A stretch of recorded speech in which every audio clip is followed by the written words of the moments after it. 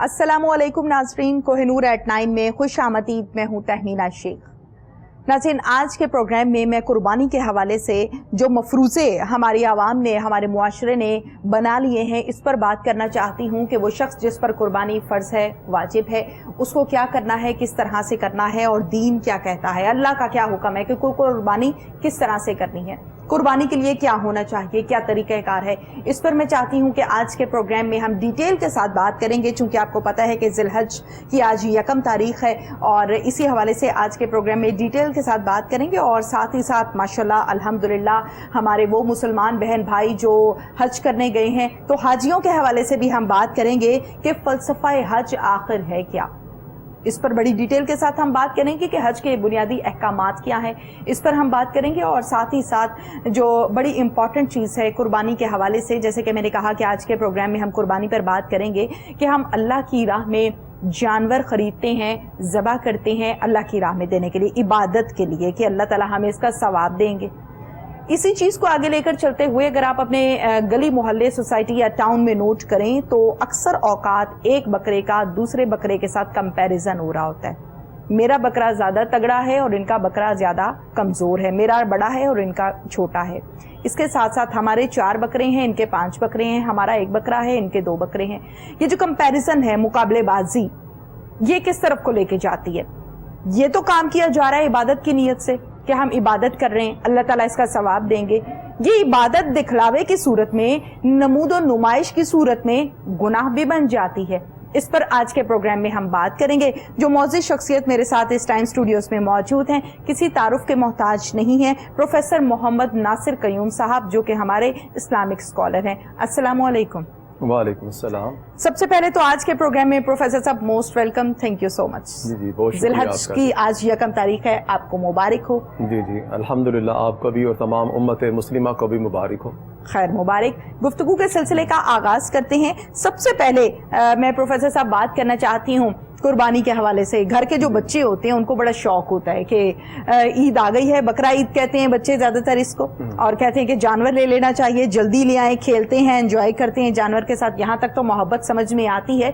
ये जहाँ पर कंपैरिजन शुरू हो जाता है कि मेरा बकरा बड़ा है और इसका बकरा छोटा है, हमने तो बड़ा जानवर किया है, इन्होंने छोटा किया है, इस पर दीन क्या कहता है? जी देखिए, बुनियादी तौर पर कोई भी चीज़ होती है, शैतान किसी भी मरहले के ऊपर मायूस नहीं होता और वो बंदे की हर इबादत में इंटरफेरेंस करने की जो कोशिश करना चाहता है वो करता रहता है और आखिरी लम्हों तक हमले करता है।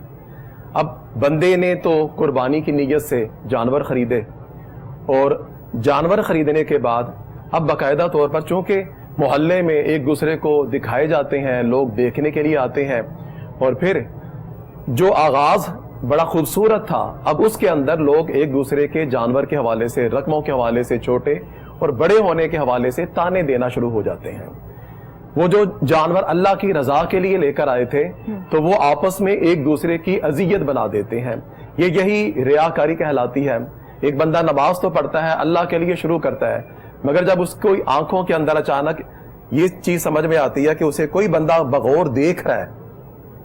अब वैसे तो वो नॉर्मल नमाज पढ़ता और तेजी के साथ नमाज पढ़ लेता, मगर जब उसे हल्का सा एहसास होता है कि उसे कोई देख रहा है, अब उसके सामने अपनी नमाज का अक्स बढ़ाने के लिए, अपनी इबादत का लिबादा और ज्यादा उसके ऊपर रोब डालने के लिए, वो अपने रकू को, सजदों को, अपने जिक्र अस्कार को बड़ी ज्यादा दिखलावे के लिए लंबा करना शुरू कर देता है।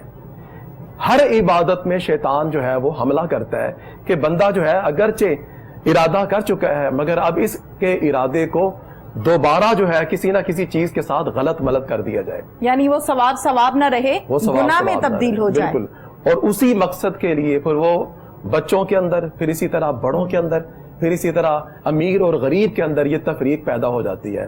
तो किसी भी शक्ल में हमें ये नहीं करना चाहिए कि लोगों को अपने जानवरों के हवाले से, कीमत के हवाले से, रुपए, पैसे, माल, दौलत के हवाले से, क्योंकि अल्लाह रब्बुल इज्जत फरमाता है कि अल्लाह रब्बुल इज्जत तुम्हारे मालों को नहीं देखता, तुम्हारे आमाल को नहीं देखता, वलाकिन यंजुर इला कुलूबिकुम, वो तुम्हारे दिल में जो छुपी हुई नीयत है, अल्लाह को सिर्फ उससे मोहब्बत है, वो पसंद है। तो आपकी नीयत प्यारी होनी चाहिए, वो अल्लाह के लिए होनी चाहिए।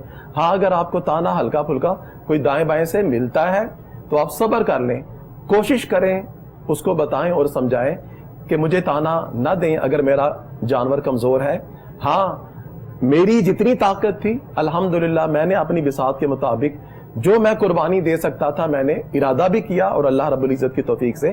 اور دعا یہ کرنی چاہیے کہ ہم جتنے بھی لوگ جو قربانی ادا کر رہے ہیں, قربان کا مطلب صرف یہ نہیں ہے کہ آپ نے اس کو کاٹ دیا اور وہ قربان ہو گیا.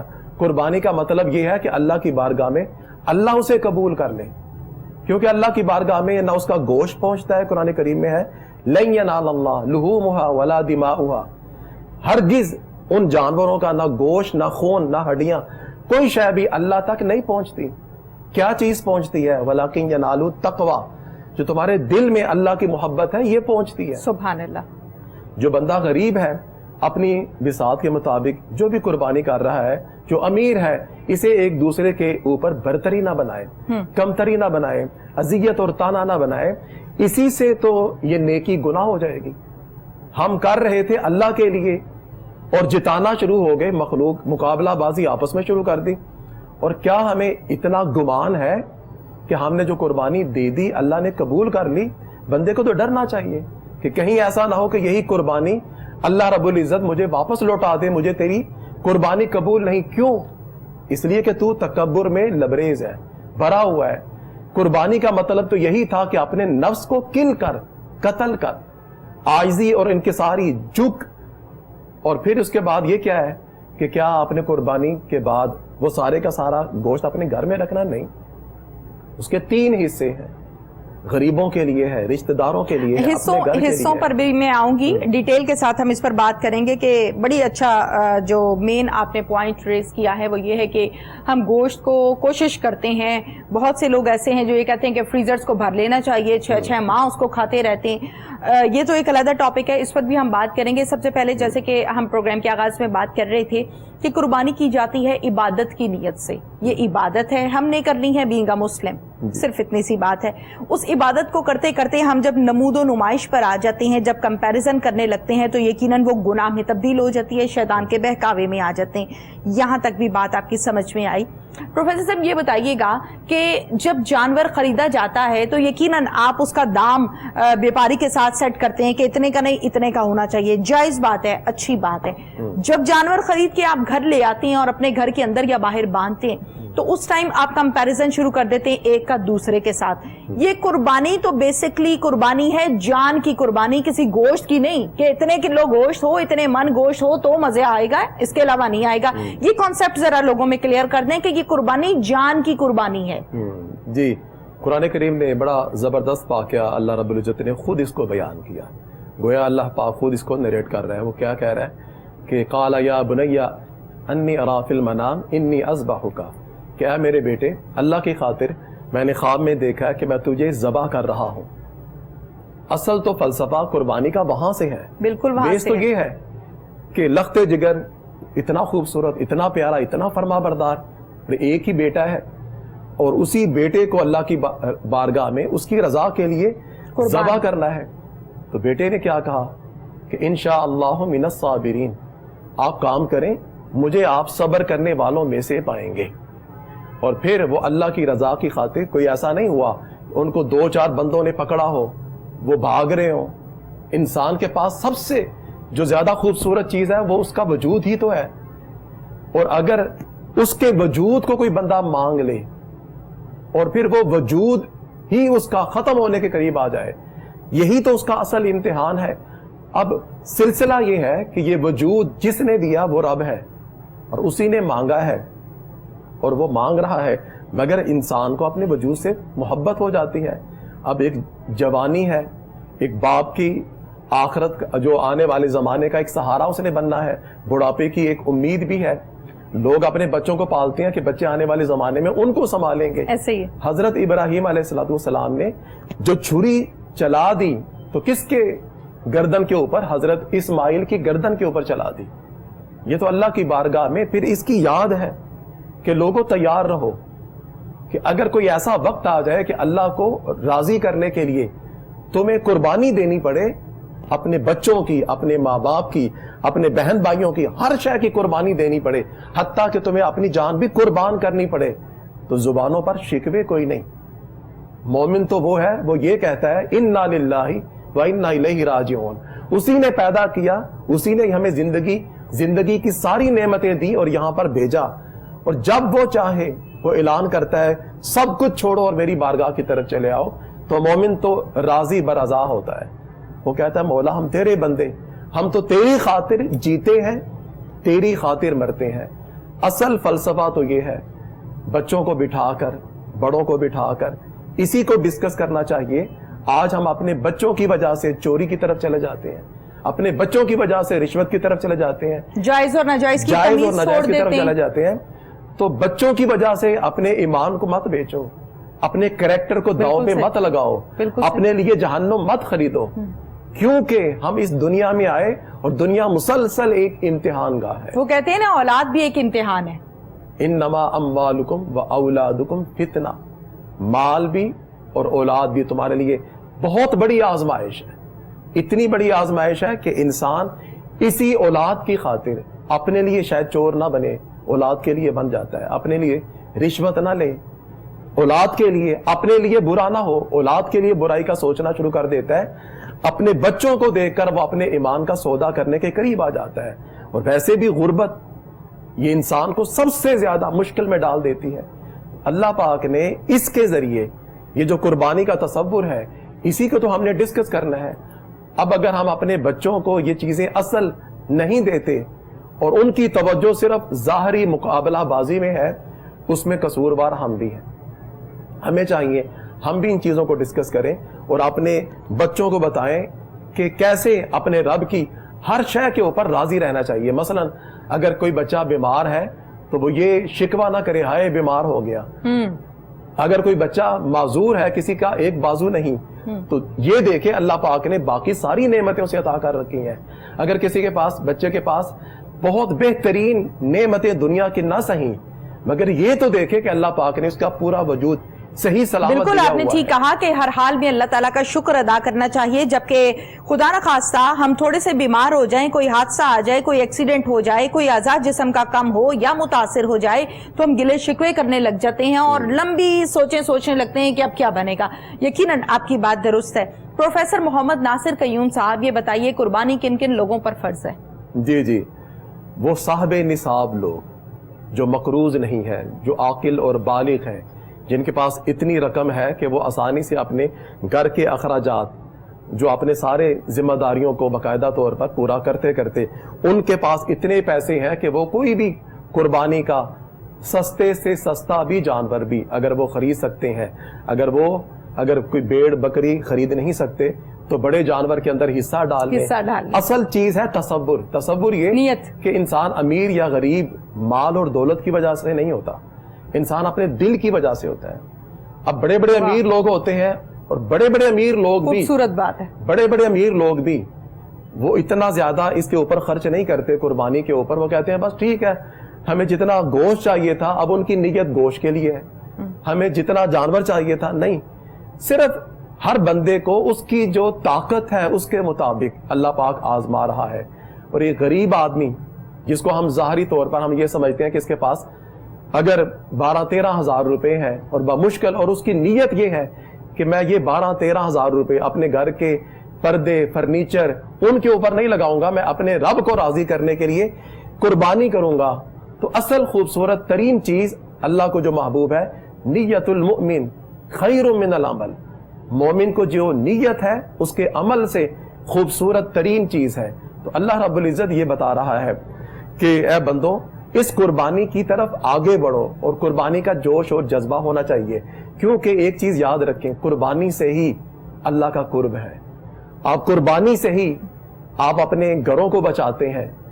ماں باپ اپنے بچوں کو زیادہ کھلانے کے لیے اپنی ذات کی قربانی دیتے ہیں, اپنی بھوک اور پیاس کی قربانی دیتے ہیں. وہ کہتے ہیں بیٹے ہمیں ضرورت نہیں, آپ کھا لو. وہ اپنے بچوں کو اپنی نعمتیں زیادہ بہتر دیتے ہیں, اور بچے بھی پھر اپنے ماں باپ سے زیادہ محبت کرتے ہیں. تو ایک سلسلہ قربت ہے, وصل ہے, جس نے جس کے قریب ہونا ہے اس کے لیے قربانی مست ہے. اور اچھی دوستی کے لیے بھی یہ لازم ہوتا ہے کہ دو دوست ہوں تو دو دوست آپس میں یوں بات کرتے ہیں, ایک کہتا ہے کیا کھانا ہے, دوسرا کہتا ہے جو تیری مرضی. تو ایسی دوستی ہوتی ہے جس کے اندر اگر اور یہی چیز تو کاٹتی جا رہی ہے، قربانی ختم ہو جائے تو سگے رشتے ٹوٹ جاتے ہیں، دوستی ٹوٹ جاتی ہے، محبتیں ٹوٹ جاتی ہیں، کوئی شے بھی مل نہیں سکتی، کوئی بیسک یونٹ بن نہیں سکتا جس کے اندر قربانی نہ ہو. اور اسی قربانی کو اللہ نے اپنے قرب کا ذریعہ بنایا ہے. اور اگر ہم یہ چاہتے ہیں کہ اپنے رب سے اپنی قربت کریں تو ہمیں اپنی جان کی قربانی کے لیے، اپنے مال کی قربانی کے لیے، ہر شے کی قربانی کے لیے اپنے رب کے حوالے سے ہم وقت تیار رہنا چاہیے. اگر رہیں گے تو اللہ کی قربت ملے گی. بالکل درست فرمایا. یہ بتائیے پروفیسر صاحب، قربانی کے حوالے سے کچھ ایک دو بڑے چھوٹے چھوٹے سے سوالات ہیں جو ہمارے معاشرے میں گردش کر رہے ہوتے ہیں، اور میں نے یہ کہہ دیا، میری بات پڑوسن نے سنی، پڑوسن نے اپنی فرینڈ کو بتا دی، اور پھر وہ ایک سرکل بن جاتا ہے. دین کیا کہتا ہے؟ پراپر اللہ کا حکم کیا ہے؟ یہ بتائیے. کہ ہمارے ہاں کہتے ہیں کہ جب آپ جانور کو ذبح کرتے ہیں تو اس کی جو چھری ہے جو اس کی گردن پر تکبیر کے ٹائم پھیری جاتی ہے، اگر وہ خود پھیری جائے تو زیادہ ثواب ملتا ہے. درست ہے؟ جی جی. اصل چیز کیا ہے کہ بندہ جو ہے، اب جانور کی قربانی تو ایک چیز ہے نا، انسان کی اگر اپنی گردن بھی کٹتی ہے اپنے رب کے لیے تو وہ ڈرے نہ. اصل چیز کیا ہے، ایک تو جذبہ کہاں ہے؟ ہاں، بچے جو اس جانور کو پالتے پالتے اس جانور سے محبت کرنا شروع کر دیتے ہیں، وہ صبح دوپہر شام وہ اپنے کھانے پینے کو بھول جاتے ہیں، جانور کے ساتھ ایک محبت کرتے ہیں. اور آپ دیکھتے ہیں جس دن جانور قربان ہو رہے تھے کئی بچے رو رہے ہوتے ہیں، وہ جھگڑا کر رہے ہوتے ہیں، میرے جانور کو قربان نہ کرو.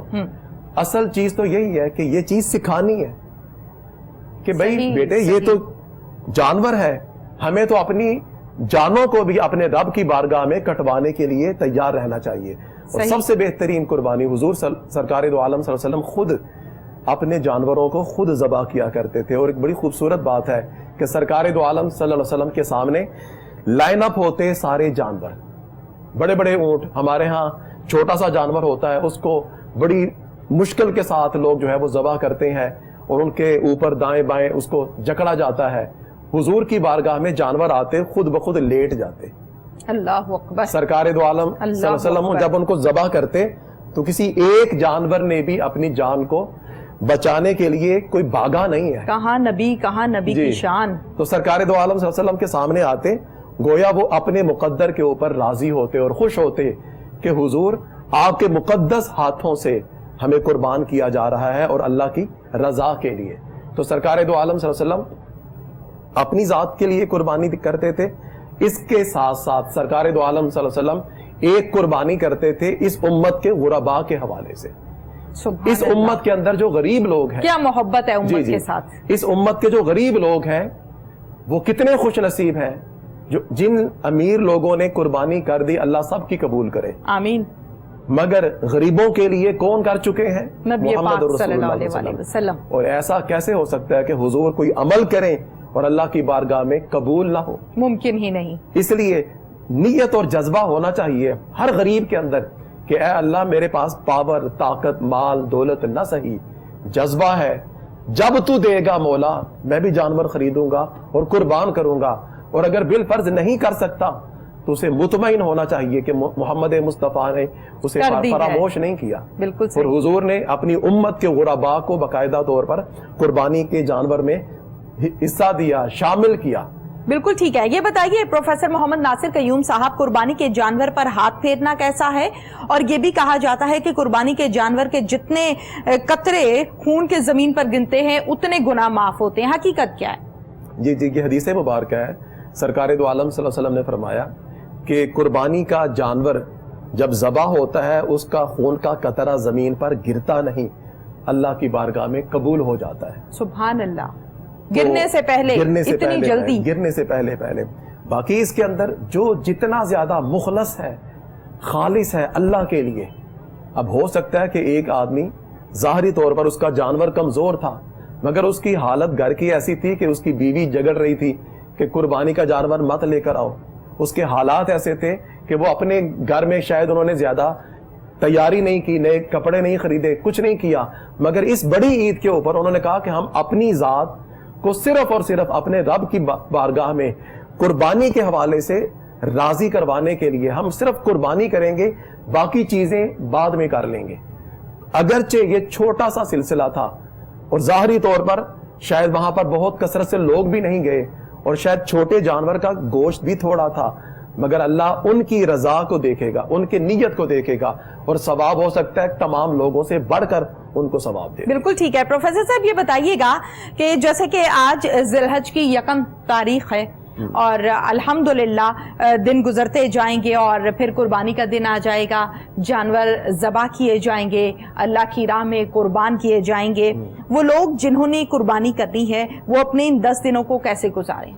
جی, جن لوگوں نے ارادہ کر لیا, نیت کر لیا کہ وہ قربانی دیں گے, دوسری طرف جو حاجی ہیں ان کے اوپر کچھ ان کے واجبات ہیں. ایک تو وہ انسلا لباس پہن لیتے ہیں اور وہ جب وہ میقات میں جائیں گے, جب وہاں جو بھی کریں گے. دوسرا وہ اپنے نیل نہیں کاٹیں گے, اپنے بال نہیں کاٹ سکتے, ان کو برش نہیں کریں گے, اور اپنے جو جسم کے ظاہری بالوں کی جو تراش خراش ہے وہ نہیں کریں گے. یہ ایک قسم کی کیفیت ہے اللہ کی محبت کی جو وہاں حاجی کرتے ہیں, اور ادھر جہاں بھی جو بھی قربانی کا ارادہ کرتا ہے وہ یہ عمل کرتا ہے, اور جو نہ بھی کرے قربانی اور یہ کرنا چاہے تو کر سکتا ہے. یہ کیفیت کیا ہے؟ یہ کیفیت یہ ہے اللہ کا عشق.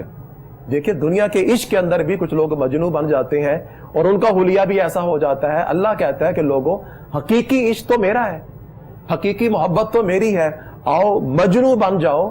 ان 10 دنوں کے اندر سرکار دو عالم صلی اللہ علیہ وسلم اور تمام صحابہ, ایک تو 9 اور 10 ذی الحج کا روزہ, اور اس کے علاوہ اس سے پہلے لبیک اللہم لبیک جو چلے گئے وہ تو پڑھیں گے, یہ تلبیس سے کہتے ہیں.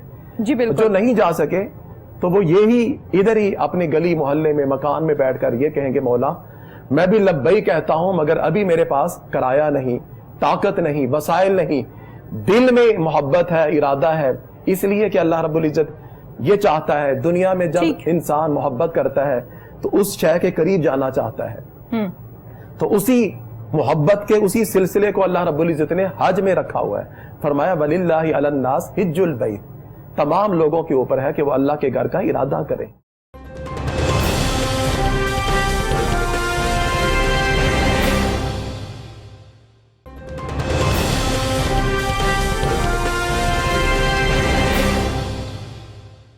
پروفیسر صاحب یہ بتائیے گا جیسے کہ قربانی کا جانور ہے اور اس کو الحمدللہ ذبح کیا گیا, اب اس کے بعد کے مراحل کیا ہوتے ہیں؟ اللہ تعالیٰ کی طرف سے یہ حکم ہے کہ اس کے 3 حصے کیے جائیں.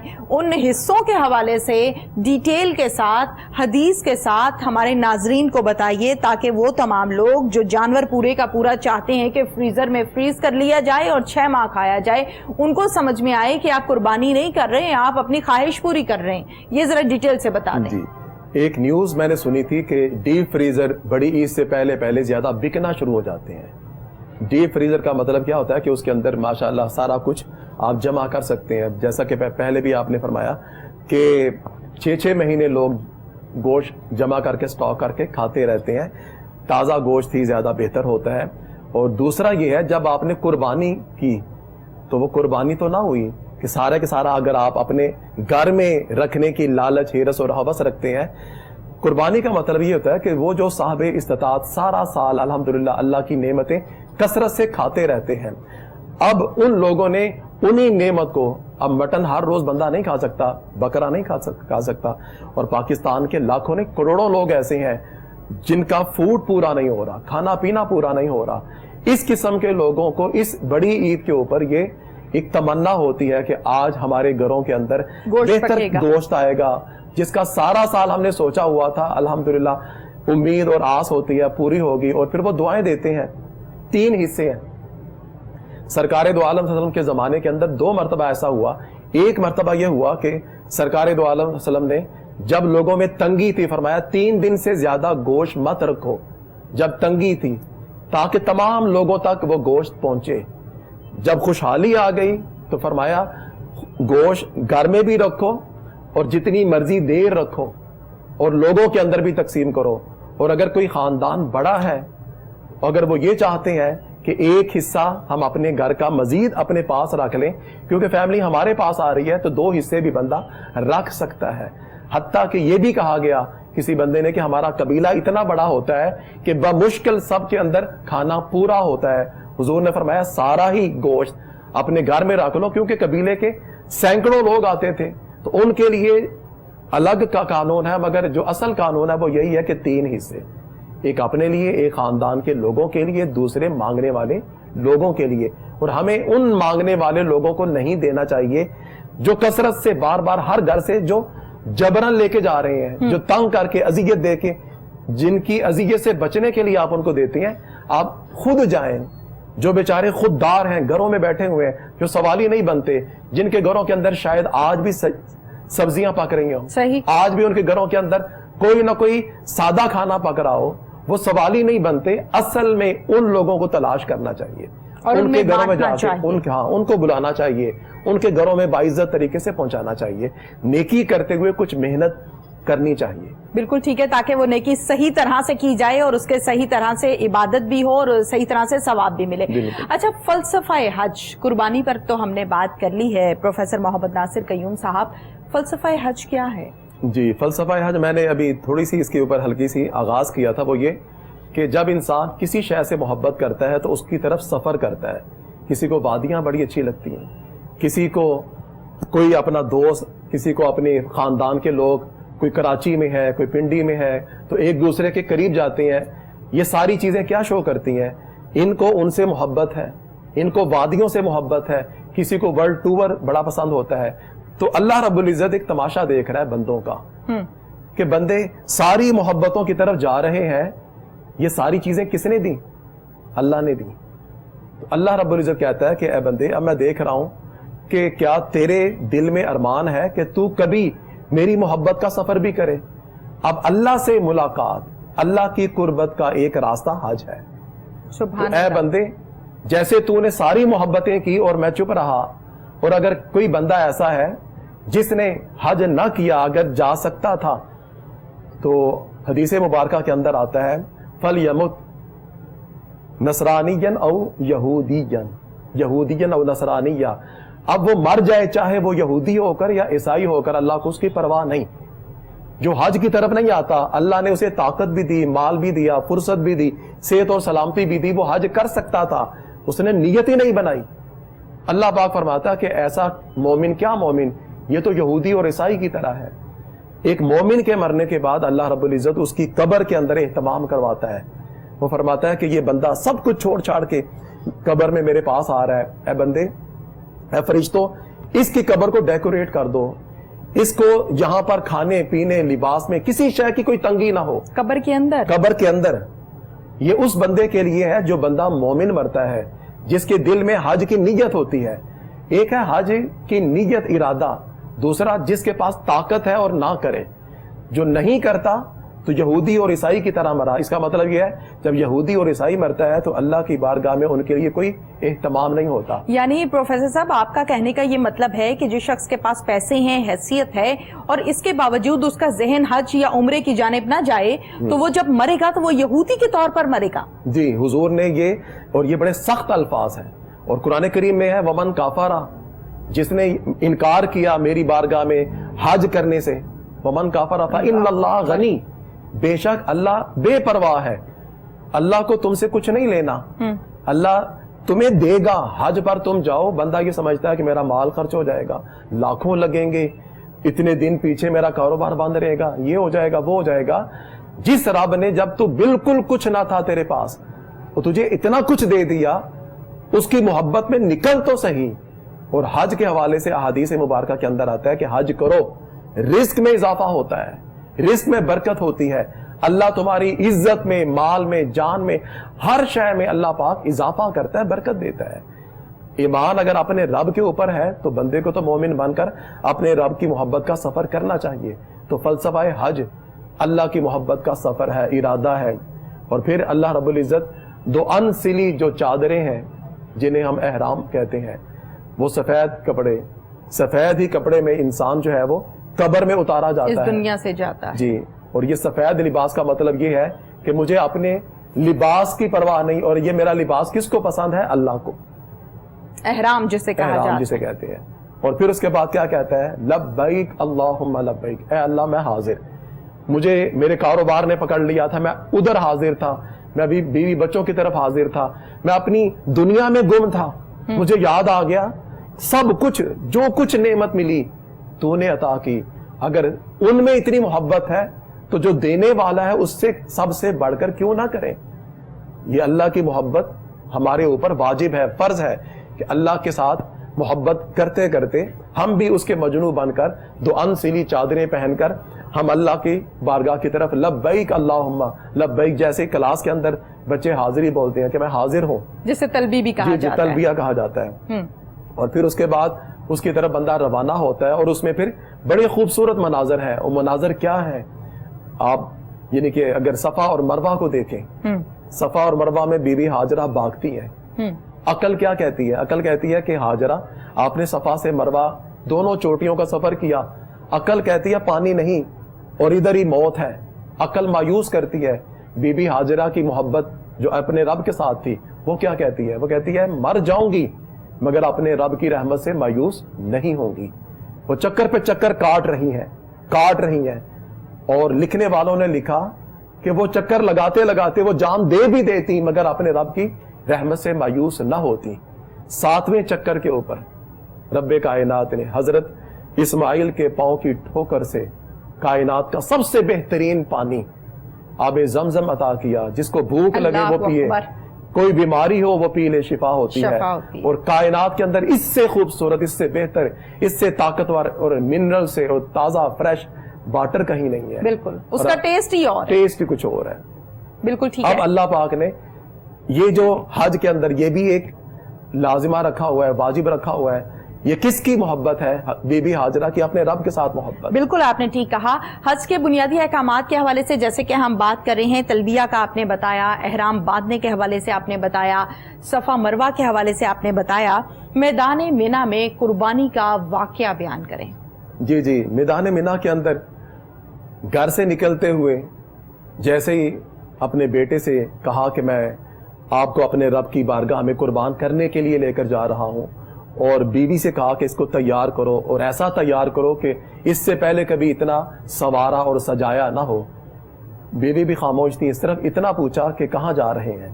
کہا کہ اللہ کی رضا کی طرف سفر کر رہے ہیں۔ تو بیوی نے زیادہ بحث مباحثہ نہیں کیا۔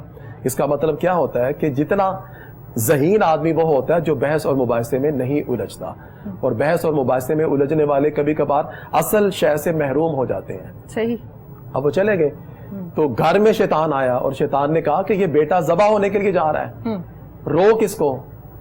تو بی بی ہاجرہ نے اس شیطان سے کہا کہ ایسا کیوں کریں گے؟ یہ کہا کہ کہتے ہیں کہ رب کا حکم ہے۔ تو 7 کنکریاں ماری اس کو، کہا کہ اگر رب کا حکم ہے تو میں روکنے والی کون ہوتی ہوں؟ اللہ ہی نے بیٹا دیا، اللہ نے مانگا، تو ہم کیوں درمیان میں روڑے اٹکائیں اور اللہ کا شکر ادا کریں گے؟ اللہ نے ہم سے ہمارا بیٹا مانگا، بیٹے تو کئی لوگوں کے پاس ہیں، اللہ کو ہمارا بیٹا پسند آ گیا۔ اگر وہ قربان کر رہے ہیں ابراہیم علیہ السلام تو اس کو بگانے کے لیے 7 کنکر مارے۔ اب حاجی یہ عمل کرتے ہیں۔ پھر اس کے بعد اسماعیل کے پاس آیا یہی شیطان، اس نے کہا کہ تیری جوانی ابھی تو آغاز ہونے والا ہے، تو نے دنیا دیکھی نہیں، کائنات کے اندر سب سے بہترین زندگی کا سفر یہ ہوتا ہے، تیرا باپ تجھے ابھی قتل کر دے گا، بھاگ جا، نکل جا، تیری زندگی ختم ہو جائے گی۔ اور اس نے کہا کہ کیوں؟ کہا کہ تیرا باپ کہتا ہے کہ اس کے رب کا حکم ہے۔ اس کو بھی حضرت اسماعیل نے 7 کنکریاں ماری، اور اسی طرح حضرت ابراہیم کے پاس بھی آیا، تیرا بیٹا ہے، تیرا سہارا ہے، تیرا اثاثہ ہے، تیرے بڑھاپے کے اندر تجھے کام آئے گا۔ تو کہا کہ نہیں، میں اپنے رب کی رضا کے اوپر اپنی گردن چکا چکا ہوں، اور اس کو بھی 7 کنکریاں لگی۔ اب اسی میدان مینا کے اندر جب سارے کے سارے حاجی وہاں پہنچ جاتے ہیں تو اسی قربانی کو ادا کرتے کرتے وہاں لاکھوں کی تعداد میں جو جانور قربان کیے جا رہے ہیں، تو ہم نے ان کے گوشت کی طرف نہیں جانا، ہم نے حضرت ابراہیم علیہ السلام کے واقعہ کی طرف جانا ہے کہ اللہ رب العزت کی بارگاہ میں انہوں نے اپنا بیٹا اپنے رب کو راضی کرنے کے لیے اس کے گلے کے اوپر جو چھری تھی وہ چلا دی۔ وہ کیا منظر تھا کہ اس منظر کے اندر کہ وہ بیٹا جس سے خوبصورت، جس سے فرما بردار، جس سے زیادہ خدمتگار بچہ کوئی نہیں ہے. اتنا خوبصورت, اتنا پیارا, اتنا حسین و جمیل بیٹا کیوں قربان کر رہے ہیں؟ یا اللہ تو راضی. بس اصل جو فلسفہ ہے وہ یہ ہے قربانی کا. جب آپ جانور قربان کریں گے, جب لوگ جانور قربان کریں گے تو دل اور دماغ میں یہ چیز لائیں. ہم تو پریشان ہو جاتے ہیں, ہمارے بچوں کے اوپر کوئی چھوٹی موٹی چیز آ جائے ہم اپنے رب کے ساتھ جھگڑا شروع کر دیتے ہیں. ہم نے گویا اپنے بچے کو بڑا کر دیا اور اپنے رب کی محبت کو چھوٹا کر دیا. ہم اپنے راستے سے بھٹک گئے. حضرت ابراہیم علیہ السلام کا واقعہ ہمیں بتاتا ہے کہ سب سے بڑھ کر محبت اپنے رب سے, رسول سے, پھر اس کے بعد ساری محبتیں ہیں. جب مقابلہ آ جائے تو مقابلے میں رب کی رضا کے اوپر, سب کی رضا کی گردن کے اوپر چھریاں پھیرتے جاؤ. وہ جانور جو ذبح ہم کر رہے ہیں, جو گوشت ہم کھا رہے ہیں, یہ تو ساری چیزیں ہم آپس میں بانٹ رہے ہیں. اصل چیز وہ کہانی ہے, وہ جوش, وہ جذبہ ہے کہ ہمیں اگر اپنے جسموں کو بھی قربان کرنا پڑا, ہم تو ڈر جاتے ہیں. ہم سچ کے اوپر کہتے ہیں نہیں بڑی تکلیف ہوگی, ہم سچ نہیں بولتے. سچ کس کی رضا ہے؟ اللہ کی. ہم بددیانت بن جاتے ہیں, مالوں پر قابض ہو جاتے ہیں, بھائی بھائی کے مال کے اوپر بری نگاہ رکھتا ہے, عزتوں کو پامال کرتے ہیں. ہم تو چھیننا چاہتے ہیں, قتل و غارت کرتے ہیں جائیداد کی خاطر. ساری کی ساری یہ جو پیس ڈیمیج ہوتا ہے, خراب ہوتا ہے, کس کی وجہ سے؟ میں لینا چاہتا ہوں جو میرا نہیں, میں چھیننا چاہتا ہوں, میں اس سے لینا چاہتا ہوں. اسلام چھیننے والا نہیں, دینے والا بنا رہا ہے, دینے والا ہے. اور دینے والوں کے درمیان کبھی نفرت نہیں آ سکتی. ایک بھائی یہ کہتا ہے نا مجھے تمہاری یہ چیز پسند ہے, دوسرا بھائی یہ کہہ دے کوئی بات نہیں, تم راضی ہو تو پکڑ لو, تو کتنا خوبصورت بھائی کا رشتہ ہو جائے گا, دوست کا رشتہ ہو جائے گا. یہ سارے کے ساری نفرتیں, اس کا آغاز کسی سے ہوتا ہے. قربانی اگر آ جائے تو پوری اسلامی سوسائٹی محبت کا گہوارہ, کسی قسم کی نفرت نہیں رہے گی. ہم تو زمینوں کے اوپر, مرلے کے اوپر قبضہ کرنا, خاندان کے خاندان مر جاتے ہیں, زمین ادھر ہی رہتی ہے, پوری فیملی کو قتل کر دیا جاتا ہے, ایک ایک دو دو مرلے کے اوپر, چند روپوں کے اوپر, اس لیے کہ ایک دوسرے کے لیے سیکریفائس کرنا نہیں ہے, قربان کرنا نہیں ہے, لینا ہے, چھیننا ہے, ایک ایک روپے کے اوپر مر جانا ہے. یہ زندگی نہیں. اسلام نے تو ہمیں ٹوٹلی اتنا خوبصورت انسان بنانے کی کوشش کی کہ اے بندے تو اتنا زبردست ہو کہ اگر تو بھوکا ہے, تیرے سامنے کوئی کافر بھی آ جاتا ہے تو تو اپنی بھوک چھوڑ, کہہ کہ یہ بھی اسی رب کا بنایا ہوا بندہ ہے جس کا میں بندہ ہوں. اب نفرت نہیں ہے, محبت یہ ہے کہ اب اپنا کھانا اس کو دے دو, اور خود کھا کے اتنا مزہ نہیں آتا جتنا کسی کو کھلا کے آتا ہے. خوشی محسوس ہوتی ہے, تسلی محسوس ہوتی ہے. اچھا, حج کے بنیادی احکامات کے حوالے سے جیسے کہ ہم بات کر رہے ہیں اور مینا کا واقعہ آپ نے سارے کا سارا بیان کیا, میں بات کرنا چاہتی ہوں طواف کے حوالے سے. جی, عمرہ میں بھی طواف کیا جاتا ہے, حج میں بھی طواف کیا جاتا ہے. طواف کے حوالے سے گائیڈ لائن دیجیے. جی, طواف یہ ہے کہ بیت اللہ کے گرد دیوانہ وار اللہ کی رحمت اور محبت اور اس کے عشق میں گم ہو کے لبیک اللہم لبیک, دل, جان, روح, نیت, ساری سوچوں کو اپنے رب کے ساتھ جوڑ دیا جائے. وہ کعبۃ اللہ آپ کے سامنے ہے, جس کعبے کو ساری زندگی, کوئی پشاور میں تھا, کوئی کراچی میں تھا, کوئی کہاں تھا, وہ ساری زندگی اسی کی طرف منہ کر کر کے نمازیں پڑھتا رہا, تو ایک عجیب محبت کی کیفیت آ جاتی ہے. اب اسی کیفیت کے اندر انسان چکر لگا رہا ہوتا ہے اور رو رہا ہوتا ہے, اور انسان کو اپنے گناہ یاد آ رہے ہوتے ہیں, اور انسان یہ کہہ رہا ہوتا ہے کہ مولا کتنا کرم کر دیا کہ میرے کسی بھی گناہ کی وجہ سے تو نے مجھے روکا نہیں, کسی بھی برائی کی وجہ سے میں یہاں پہنچ گیا ہوں. اور پھر وہاں پر ایک ایک, وہاں استلام سے جو ہے وہ اس چکر کا آغاز کیا جاتا ہے. استلام کہتے ہیں حجر اسود کو چوم کر, اگر انسان ہونٹوں سے چوم سکتا ہے تو سب سے افضل ہے, اگر بہت رش کی وجہ سے یوں نہیں ہو سکتا تو آپ اس کی طرف اشارہ کریں گے اور اپنے ہاتھ کے اوپر اس کو دیکھ کے کس کر لیں گے, اس لیے کہ نبی اکرم صلی اللہ علیہ وسلم نے حجر اسود کو چوما تھا. حضرت عمر فاروق رضی اللہ تعالیٰ عنہ اسی حجر اسود کے سامنے کھڑے ہوئے اور کہا کہ ہم تو پتھروں کو چھوڑنے والے ہیں, مگر میں عمر تجھے چوم رہا ہوں, مجھے پتا ہے کہ تیرے اندر کوئی کسی قسم کی تو نہ نفع دے سکتا ہے نہ نقصان دے سکتا ہے, مگر میں عمر تجھے کیوں چوم رہا ہوں, خدا کی عزت کی قسم لبے مصطفیٰ نے تمہیں چوما نہ ہوتا میں نہ چومتا, میں تو اس لیے چوم رہا ہوں حضور تم سے محبت کرتے تھے, سبحان اللہ, حضور تمہیں چومتے تھے. تو یہ ساری کی ساری کیفیات, یہ سارے کا سارا حج یہ ڈیمونسٹریشن ہے کس کی؟ لو کی. کن کی؟ اللہ کے بندوں کی، انبیاء کی. کہیں حضرت ابراہیم کا تصور آ جائے گا، کہیں حضرت آدم علیہ السلام. میدان عرفات، عرفات کا مطلب ہے پہچان. اما ہوا دنیا کے اندر آ کے اس میدان عرفات میں آ کے ملتے ہیں.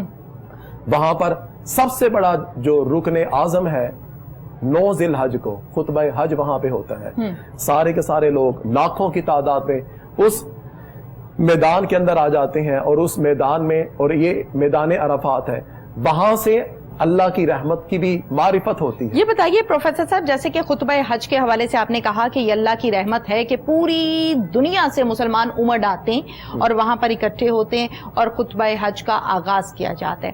خطبہ حج کے لیے ایک مسجد مختص کی گئی ہے جس میں صرف اور صرف خطبہ حج ہی ہوتا ہے، اور پورے سال میں وہ ایک ہی مرتبہ کھلتی ہے صرف اور صرف خطبہ حج کے لیے. ایسا کیوں ہے؟ جی، یہ ایسا بنیادی طور پر اس لیے ہے کہ یہ سرکار دو عالم صلی اللہ علیہ وسلم کے زمانے میں تو یہ مسجد بھی خاص طور پر نہیں تھی. ٹھیک ہے.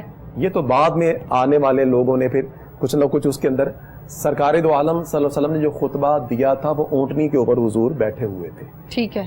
تو یہ بعد میں آنے والوں نے اس کو امام کے لیے کچھ ہلکا سا اس کی حفاظت کے حوالے سے بھی، اور اس کی آسانی کے لیے بھی یہ مسجد حضور کی یادگار کے حوالے سے بنا دی گئی. بے شمار مساجد وہاں پر ایسی ہیں، ان میں سے ایک مسجد یہ بھی ہے. اور یہ اس مسجد کے اندر جو وہاں پر خطیب ہوتا ہے وہ خطبہ حج ادا کرتا ہے، اور ساری دنیا سے آئے ہوئے لوگ سنتے ہیں، اور سمجھ آئے یا نہ آئے اتنا پتا ہوتا ہے کہ اللہ کی محبت کے بول رہا ہے. بالکل صحیح. یہ ہمیں اچھی باتوں کی تلقین کر رہا ہے، اور ہم جس کی محبت میں یہاں بیٹھے ہوئے ہیں اسی کی باتیں، اسی کا کلام جو ہے ہمیں سنایا جا رہا ہے.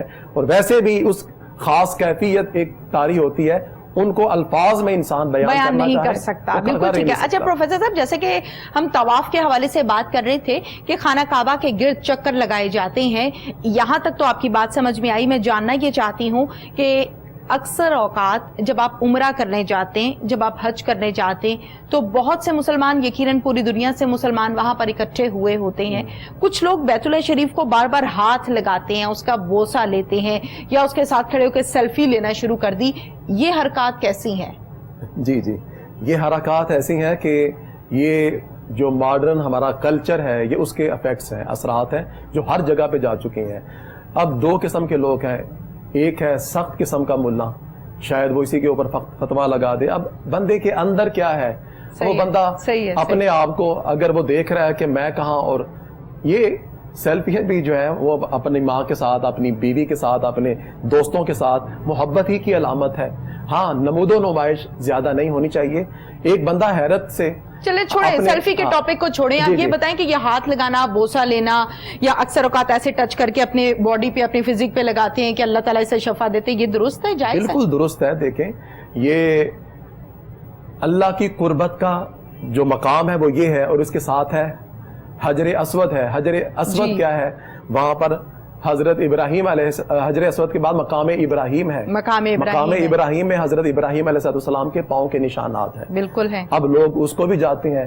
کسی زمانے کے اندر اس کے اوپر اب فریم ہے، پہلے فریم نہیں تھا، اور لوگ ڈائریکٹ جاتے تھے، جا کے چومتے تھے، اس پتھر کو بوسہ دیتے تھے.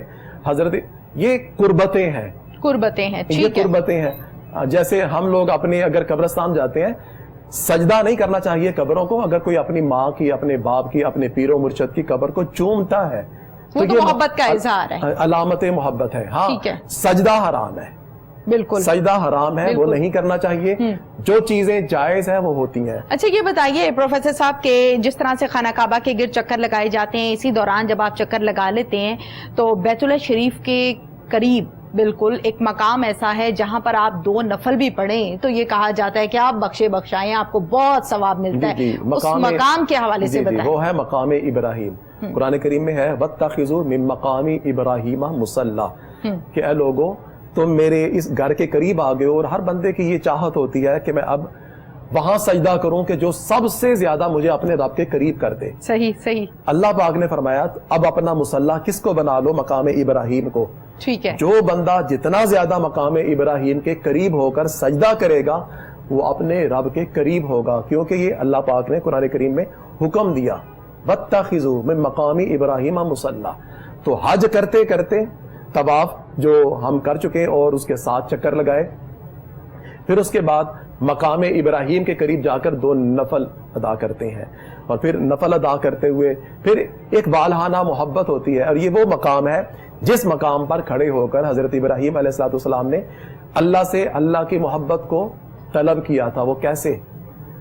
اللہ نے کہا کہ تو آپ نے میرا گھر بنایا ہے، مزدوری مانگے، انہوں نے اور چیزیں بھی مانگی کہ میرے گھر کو آباد کر، یہ جو ہم نے بنایا ہے یہاں دنیا بھر کا رزق پہنچا دے، اسے یہاں پر آنے والے زمانے میں اس کو آبادی عطا فرما، رونق یہاں پر بخش دے۔ یہ دعا بھی کی، اور ایک دعا ایسی کی کہ اللہ رب العزت نے اسی پتھر کو، جس پتھر پر باقی دعائیں ہوئیں مگر اس پتھر کے اوپر حضور حضرت ابراہیم کے پاؤں کے نشان نہیں لگے تھے، اب کیوں لگے؟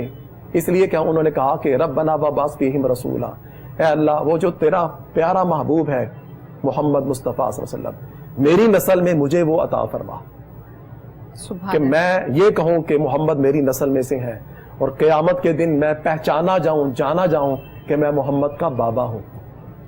اللہ کو یہ جو حضرت ابراہیم کا عشق ہے یہ اتنا محبوب ہوا، اسی پتھر کو حکم دیا کہ پتھر تیرے اوپر کسی کا نشان تو نہیں لگتا، مگر یہ لمحے بڑے خوبصورت ہیں، ابراہیم مجھ سے میری محبت مانگ رہا ہے اور اس کو یادگار بنا دے۔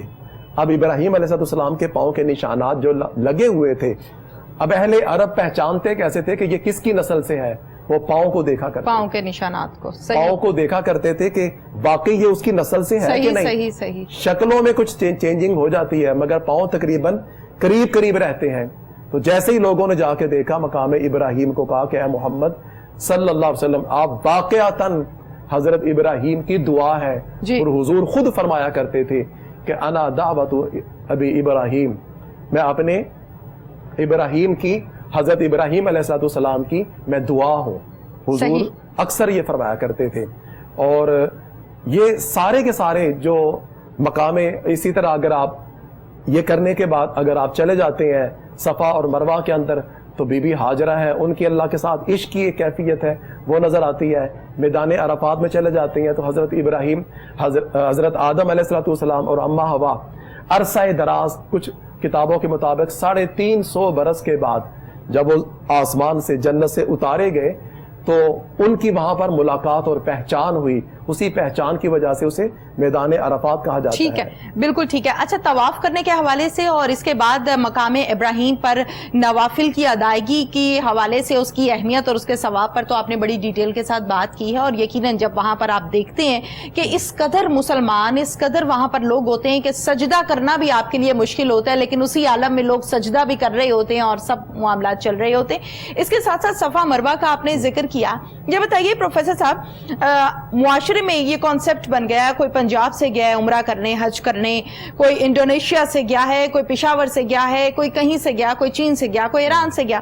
اب جو لوگ وہاں پر ادا کر کے آتے ہیں عمرہ یا حج، تو وہ صفا مروہ کے حوالے سے یہ کہتے ہیں کہ صفا اور مروہ کی پہاڑیوں کا جو ایک فاصلہ ہے وہ تو یقیناً ہے، صفا اور مروہ کی جو پہاڑیاں ہیں اس کی رنگت جو ہے وہ سیاہ ہو رہی ہے، اور کچھ لوگوں کا یہ کہنا ہے کہ اس کی رنگت کا سیاہ ہونا بالکل ایسے ہی ہے کہ جو وہاں پر آتا ہے، وہاں سے ہو کر جاتا ہے، صفا مروہ کی ادائیگی کرتا ہے، اس سے اس کے گناہ جھڑتے ہیں، اور ان گناہوں کی وجہ سے وہ پہاڑی کا رنگ سیاہ ہو رہا ہے۔ حقیقت ہے صفا اور مروہ کے ساتھ ساتھ میں جوڑ دیتا ہوں حجر اسود کو، کالے پتھر کو۔ جی یہ حجر اسود نہیں تھا، حجر ابیض تھا، یہ جنت سے اترا ہوا پتھر ہے، اور اس کی نورانیت، لائٹ اس قدر زیادہ تھی کہ جو سارے کا سارا حرم پاک ہے وہاں تک اس کی لائٹ پہنچتی تھی۔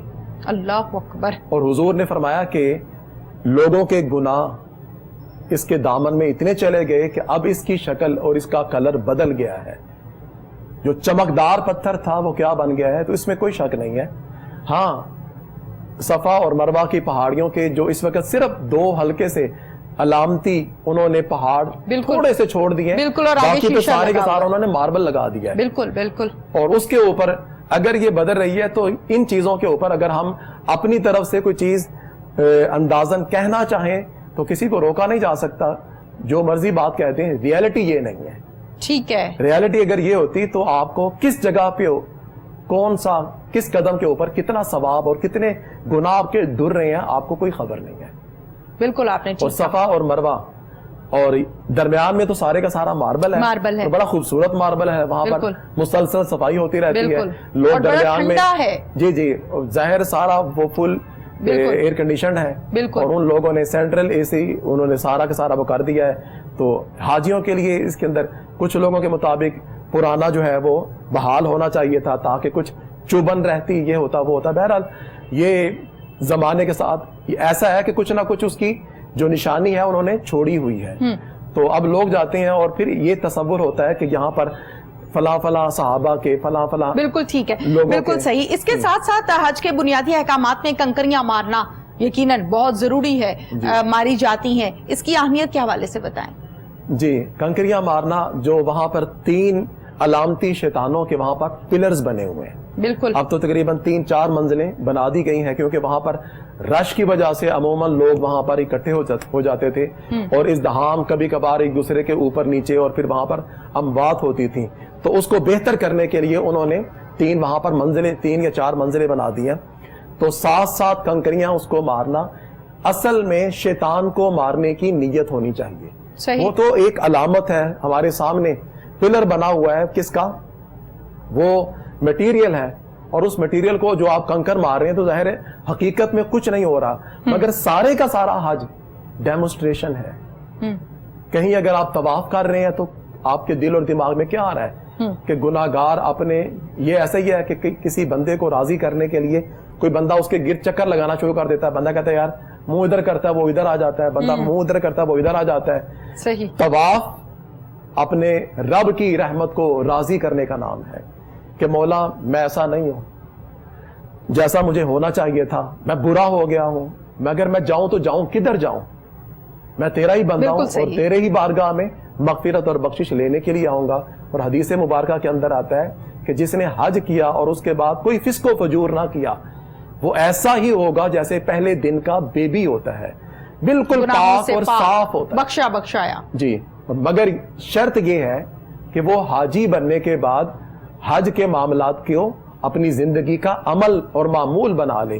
ہم اگر اپنی دکانوں کے اوپر لکھ دیں حاجی صاحب کی ہٹی یا دکان، اور نیچے اگر ہم ساری کی ساری چیزیں جو چیز بیچ رہے ہیں وہ ساری غلط کر رہے ہو تو یہ بات درست نہیں ہے. ایک اور چیز جو بڑی خوبصورت ہے وہ آخری ضرور کرنا چاہوں گا، وہ یہ کہ اگر آپ حج کرتے ہیں اور حج کرتے ہوئے پرانا تصور یہ تھا کہ آپ کوئی کاروبار نہ کریں، آپ کاروبار کے لیے تو نہیں گئے ہوئے، بالکل، تو آپ اللہ کے لیے گئے ہوئے ہیں. لوگ جاتے ہیں سونا خریدتے ہیں، کمپیوٹر خرید لیتے ہیں، فلاں چیز خرید لیتے ہیں، کپڑا بڑا زبردست ہے، بالخصوص سونا خرید لیتے ہیں. تو اب آپ کے دل اور دماغ میں کیا ہے کہ کیا تجارت کرنی چاہیے کہ نہیں؟ اس کے حوالے سے قرآن نے کیا کہا، جب آپ حج ادا کر چکے ہو، لیس علیکم جناح ان تبتغوا فضلا من ربکم، تم پر کوئی گناہ نہیں، تم حج کر چکے، اب جاؤ جا کے تجارت بھی کر لو. یہ اسلام سے پہلے مکے میں لوگ تجارت سے روکتے تھے.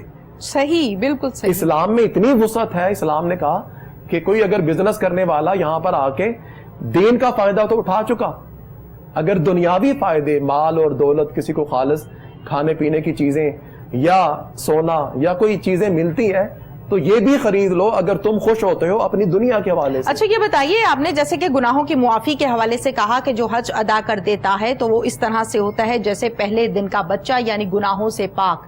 اس میں گناہ کبیرہ اور صغیرہ دونوں آ جاتے ہیں؟ ایک آپ چیز دیکھیں کہ دونوں آ جاتے ہیں، گناہ کبیرہ بھی آ جاتے ہیں، گناہ صغیرہ بھی آ جاتے ہیں، مگر کچھ چیزوں کے حوالے سے معاملات کا کلیئر ہونا بڑا ضروری ہوتا ہے. آپ کو پتہ ہے جب لوگ حج کے لیے جا رہے ہوتے ہیں تو کیا کرتے ہیں، اپنے تمام دوستوں کے پاس جاتے ہیں، رشتہ داروں کے پاس جاتے ہیں اور ایک فکرہ بول رہے ہوتے ہیں میں اپنے رب کی بارگاہ میں معافی مانگنے جا رہا ہوں، یار میں نے تم سے اگر کوئی غلطی تو مجھے معاف کرو. یہ کیوں کرتے ہیں؟ اس لیے کہ بندہ معاف نہیں کرے گا، رب معاف نہیں کرے گا. ہمیں جہاں جہاں ممکن ہو جن جن جگہوں کے اوپر، ہاں اگر بالفرض میں نے کسی کا مال لیا ہوا ہے، حرام کا مال میرے پاس ہے اور میں اپنے رب کو خوش کرنے کے لیے حرام کا مال لے کر جا رہا ہوں، تو ادھر بھی میں نے بندے کو ناراض کیا ہوا ہے रब राजी नहीं होगा। ठीक है, बिल्कुल ठीक है पाक जी, साफ और सुथरा होना लाजिम है। बिल्कुल ठीक है। प्रोफेसर साहब बहुत बहुत शुक्रिया आपका। नाज़रीन, प्रोग्राम का वक्त अपने इख्तिताम को पहुंचा, इजाजत दीजिए, अल्लाह हाफिज।